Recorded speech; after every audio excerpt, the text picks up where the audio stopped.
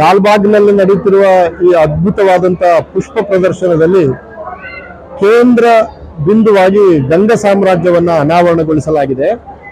ನಾವೆಲ್ಲ ಸಾಹಿತ್ಯದ ವಿದ್ಯಾರ್ಥಿಗಳು ನಮ್ಮ ಓದನ್ನ ಗಂಗ ಸಾಮ್ರಾಜ್ಯದಿಂದಲೇ ಆರಂಭ ಮಾಡುವುದು. ಯಾಕಂದ್ರೆ ಕವಿರಾಜ ಮಾರ್ಗದಲ್ಲಿ ಪರಮಶ್ರೀ ವಿಜಯ ಕವೀಶ್ವರ ಪಂಡಿತ ಚಂದ್ರ ಲೋಕಪಾಲ ಮತ್ತು ದುರ್ವಿನಿತನ ಹೆಸರು ಇತ್ಯಾದಿಗಳೆಲ್ಲ ಬಂದಾಗ ನಾವು ಗಂಗ ಸಾಮ್ರಾಜ್ಯವನ್ನು ನೆನಪಿಸಿಕೊಳ್ತಾ ಇದ್ವಿ.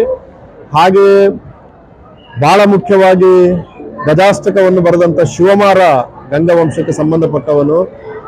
ಕರ್ನಾಟಕಕ್ಕೆ ಒಂದು ಅತ್ಯದ್ಭುತವಾದಂಥ ಶಿಲ್ಪವನ್ನು ಕೊಟ್ಟಂತ ಶ್ರವಣಬೆಳಗೊಳದ ಗೊಮ್ಮಟವನ್ನು ಕೆತ್ತಿದವನು ಇದೇ ವಂಶಕ್ಕೆ ಸೇರಿದಂತ ಚಾವುಂಡರಾಯ.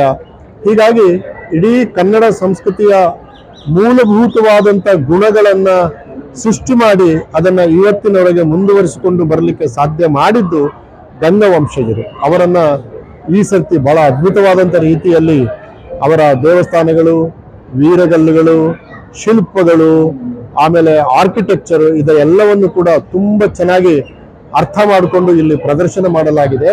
ಹಾಗಾಗಿ ಈ ಸರ್ತಿಯ ಪ್ರದರ್ಶನ ಏನಿದೆ, ಪುಷ್ಪ ಪ್ರದರ್ಶನ ಏನಿದೆ, ಇದು ಬರೀ ಹೂಗಳನ್ನು ನೋಡೋದಲ್ಲ, ಕರ್ನಾಟಕದ ಚರಿತ್ರೆಯ ಆಳಕ್ಕೆ ಇಳಿದು ನಮ್ಮನ್ನು ರೂಪಿಸಿದಂತ ಸಂಸ್ಕೃತಿಯನ್ನು ಅರ್ಥ ಮಾಡಿಕೊಳ್ಳುವುದು ಕೂಡ ಆಗಿದೆ. ಇದನ್ನು ಸಾಧ್ಯ ಮಾಡಿದ ಎಲ್ಲ ಅಧಿಕಾರಿಗಳಿಗೆ, ಬಹಳ ಮುಖ್ಯವಾಗಿ ಹಿರಿಯ ಅಧಿಕಾರಿಗಳಾದಂಥ ಶ್ರೀ ಜಗದೀಶ್ ಅವರಿಗೆ ನಾನು ಎಲ್ಲರ ಪರವಾಗಿ ನನ್ನ ಅಭಿನಂದನೆಗಳನ್ನು ಸಲ್ಲಿಸ್ತೇನೆ. ಮುಂದಿನ ವರ್ಷದಿಂದಲೂ ಕೂಡ, ಯಾಕಂದ್ರೆ ಇಲ್ಲಿಗೆ ಲಕ್ಷಾಂತರ ಜನ ಬರ್ತಾರೆ. ಎಷ್ಟೋ ಜನಕ್ಕೆ ಹೊಸ ತಲೆಮಾರಿನವರಿಗೆ ನಮ್ಮ ಚರಿತ್ರೆ ಬಗ್ಗೆನೇ ಗೊತ್ತಿರುವುದಿಲ್ಲ, ಓದುವುದಿಲ್ಲ. ಆಮೇಲೆ ನಮ್ಮ ಪಠ್ಯಕ್ರಮದಲ್ಲಿ ಕೂಡ ಚರಿತ್ರೆಯನ್ನು ಗಮನಗೊಳಿಸಲಾಗಿದೆ.